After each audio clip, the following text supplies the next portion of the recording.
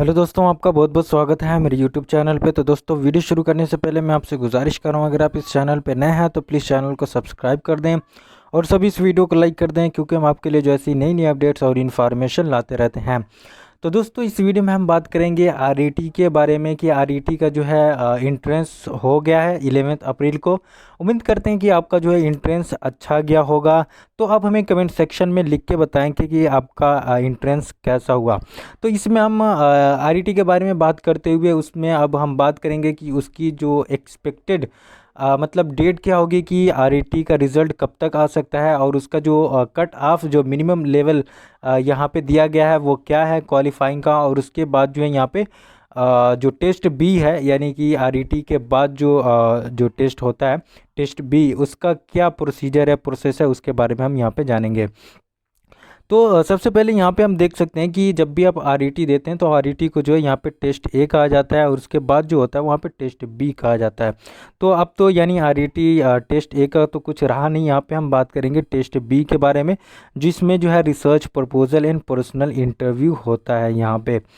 तो यहाँ पे जो है टेस्ट बी, तो टेस्ट बी में ये सारी चीज़ें होती है, एमसीक्यूज टाइप पैटर्न इसका दिया होगा, तो इसके बारे में बात करने का कोई फ़ायदा नहीं है अब यहाँ पे। लेकिन यहाँ पे जो कट ऑफ है, जिसको मिनिमम लेवल यहाँ पे तय किया गया है बीएचयू की तरफ से यहाँ पे, कि आपको जो है यहाँ पे 35% मार्क्स जो है यहाँ पे टेस्ट ए में आपको लाने होंगे, तभी आपको जो यहाँ पे फर्दर यानी कंसीडर किया जाएगा।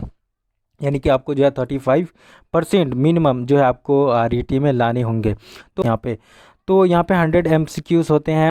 एक क्वेश्चन जो है 3 मार्क्स का होता है, अगर आप गलत करते हैं तो उसमें से एक नंबर जो यहाँ पे काट लिया जाता है। तो यहाँ पे पूरा जो यहाँ पे 300 मार्क्स का जो होता है, तो 300 मार्क्स में यहाँ पे 35%। तो आप देख सकते हैं, अगर आप वहाँ पे क्वालिफाई करते हैं, इतना लाते हैं, तो फिर तभी आप जो है यहाँ पे फर्दर कंसीडर किए जाएंगे। तो यहाँ पे जो है टेस्ट बी दिया है यहाँ पे, जिसमें जो है यहाँ पे पर्सनल इंटरव्यू जो है और प्रपोजल होता है यहाँ पे। तो जैसे कि यहाँ पे आरईटी एक्सेप्टेड के लिए दिया, तो हम उसकी बात नहीं करेंगे, यहाँ से शुरू करेंगे ए से। तो यहाँ पे test be will conducted in the concern department, school, centre, board appointed for the purpose will carry a total of 50 marks for 2 components। तो यहाँ पे जो है ये कंसर्न डिपार्टमेंट जो है यहाँ पे होगा। तो ये जो बुलेटिन है ये बेसिकली ऑफलाइन मोड के लिए है, लेकिन जैसा कि आपको पता होगा कि कई दिनों से ये बात चली है इस चैनल पे भी कि आरईटी एक्सेप्टेड का जो इंटरव्यू है या जो भी काउंसलिंग जो हो रही है वो ऑनलाइन ही हो रही है।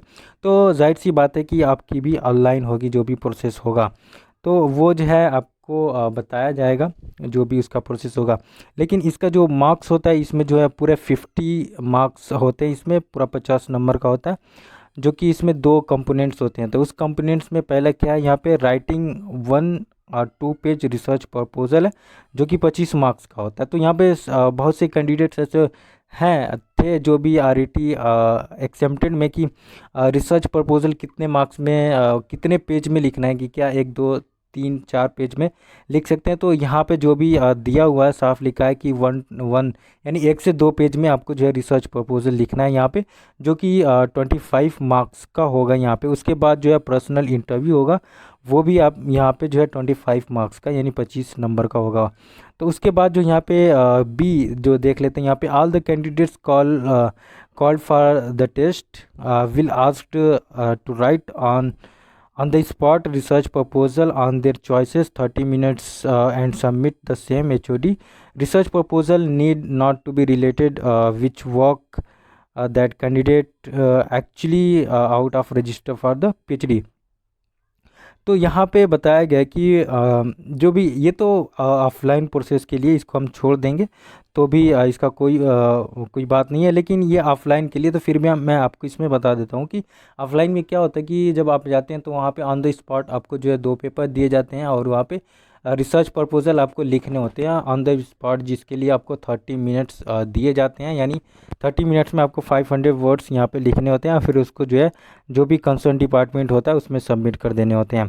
तो आपको जो है इसमें टाइम मिल रहा है, क्योंकि अगर आपका ऑनलाइन होगा तो अभी से आप जो है उसको आप बना के रख सकते हैं। इसमें 2 पेज में 500 वर्क्स अच्छे से अच्छा उस पर आप लिख सकते हैं। आपको बहुत ज़्यादा टाइम है, ये एडवांटेज मिल रहा है आपको ऑनलाइन प्रोसेस का। तो यहाँ पे रिसर्च प्रपोजल क्या है कि यहाँ पे जो रिसर्च प्रपोजल है वो आपका जो एक्चुअल जो भी रिसर्च है उससे रिलेटेड नहीं होना चाहिए। तो जैसे कि यहाँ पे लिखा हुआ कि दिस वुड मतलब हाइपोथेटिकल होना चाहिए। रिसर्च प्रपोजल जो भी होगा वो हाइपोथेटिकल होगा। उसके बारे में जो है आप टाइटल देंगे उसको और उसका ऑब्जेक्टिव्स लिखेंगे, मेथोडोलॉजी यहाँ पे, और जो भी उसका जो ऑब्जेक्टिव है पॉसिबल जो आउटकम निकाल सकते हैं वो सारी इसमें बात को आप ध्यान देंगे। इसमें भी मतलब आपको एक तरह से बताया गया है कि क्या होना चाहिए यहाँ हाइपोथेटिकल उसमें प्रपोजल में यहाँ पे। तो ये बात होगी। फिर उसके बाद जो यहाँ पे सी देख लेते हैं, यहाँ पे the interview board will examine the research proposal submitted by the candidates and asked question relating to it, other questions including those relating to the area in which the candidates expect to undertake research if to the test his or her competence for the research in the discipline। यानी कि यहाँ पे basically मैं यहाँ पे कहूँ तो आपके यहाँ पे बताया गया कि जो इंटरव्यू में जो क्वेश्चंस हो गए वो किस एरिया से पूछे जाएंगे। तो सबसे पहले तो यहाँ पे आपको बता दिया है कि जो क्वेश्चन होंगे वो पूछे जाएंगे कि आपका जो भी प्रपोज़ल लिखेंगे उससे रिलेटेड कुछ आपसे सवाल किए जाएंगे। और उसके बाद जो कि आपका जो मेन जो रिसर्च होगा जिस पे आप रिसर्च करना चाहते हैं उस एरिया से भी आप जो है आपसे सवाल किया जाएगा। तो यहाँ पे इंटरव्यू के बारे में भी बता दिया गया कि इंटरव्यू में जो है कैसे सवाल पूछे जाएंगे।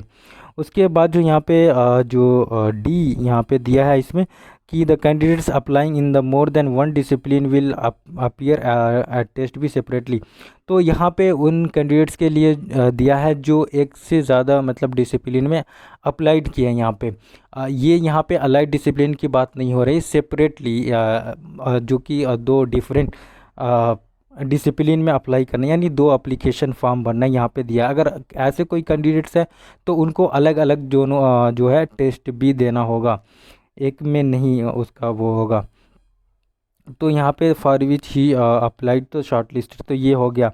तो इसमें सारी बातें होंगी। और इसमें लास्ट में जो लिखा है कि जो RET कैंडिडेट्स हैं उनको मिनिमम जो यहाँ पे 225 यहाँ पे मार्क्स लाने, यानी 225, और जो RET एक्सेप्टेड है यहाँ पे 75 मार्क्स जो है लाने होंगे उनको जो है यहाँ पे एडमिशन इन PhD में। तो ये तो होगी आपको सारी उसके प्रोसेस हो गया टेस्ट बी का। अब यहाँ पे हम एक्सपेक्टेड उसकी डेट की बात कर लेते हैं कि यहाँ पे रिज़ल्ट कब आएगा। तो जो मेरे हिसाब से जो एक्सपेक्टेड जो आनी चाहिए रिज़ल्ट वो जो है इस मंथ के लास्ट में जो है आ जाना चाहिए।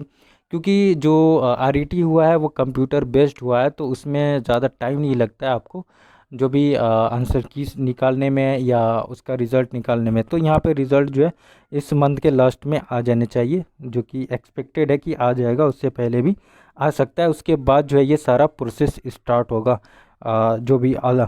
तो ये जो भी प्रोसेस स्टार्ट होगा क्या इसमें ऑनलाइन होगा या ऑफलाइन होगा। तो जैसे कि RET एक्सेप्टेड वालों का ऑनलाइन हुआ है तो यहाँ पे अप्रैल से पहले आ जाता है या जब भी आता है। तो जहाँ तक मुझे लगता है ये भी ऑनलाइन होगा, इसमें ज़्यादा वो नहीं है इसमें। तो जो भी बहरहाल इसकी गाइडलाइंस जो भी आएंगी, काउंसलिंग जो भी होगा तो आपको जो है बताया जाएगा कि कैसे होगा, ऑनलाइन होगा ऑफलाइन होगा।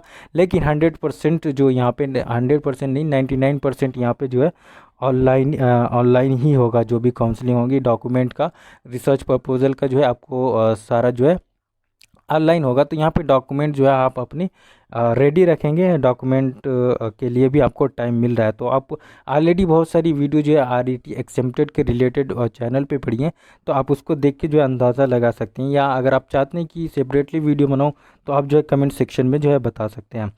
तो ये रहा इस वीडियो में इतना ही। तो जो भी आपको डाउट होगा तो आप पूछ सकते हैं। तो फिर मिलते हैं नेक्स्ट वीडियो में, तब तक के लिए थैंक यू।